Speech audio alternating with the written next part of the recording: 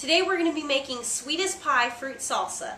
In the summer months, we kind of want something refreshing, so we're going to go with our fruit salsa. It's not really salsa per se, it's the way that it's served that makes it a salsa. For our ingredients here, tortillas and cinnamon sugar. So that's for the chips that are going to be dipped into the salsa. Now, oh, and then the butter as well. We have some butter. Fruit salsa, you're going to need raspberries, 1 pound of strawberries, 2 apples, 2 kiwis, some sort of fruit preserves or jelly, either will work, white sugar and brown sugar. Okay.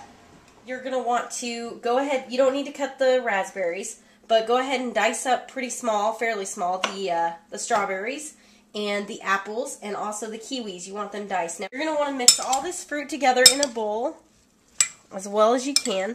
Now you're also going to mix in 3 tablespoons of your preserves or jam. And then you're going to put in 2 tablespoons of white sugar and 2 tablespoons of brown sugar.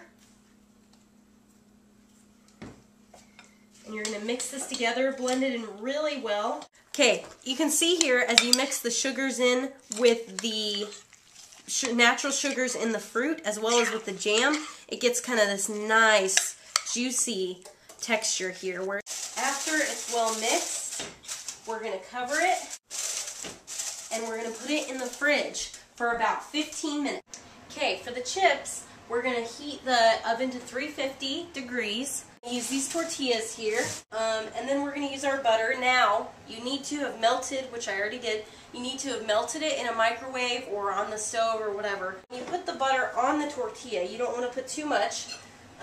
You could use a pastry brush, or you could use, I just use the back of a spoon, and I just gently smooth some butter on there. You have that all buttered. You're going to use your cinnamon sugar that we had, and you're going to just sprinkle, oops, I'm getting patches here. You're just going to sprinkle what you want on it. And we're going to put them down on the pan here. And you're going to want to cut these into chips sizes. So you could do it into 4, you could do it into 6. And we're going to lay them out on the pan.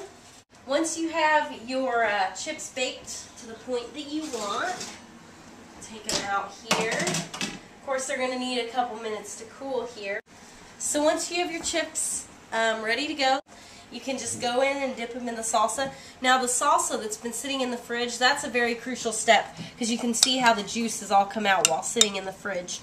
And you're ready to go.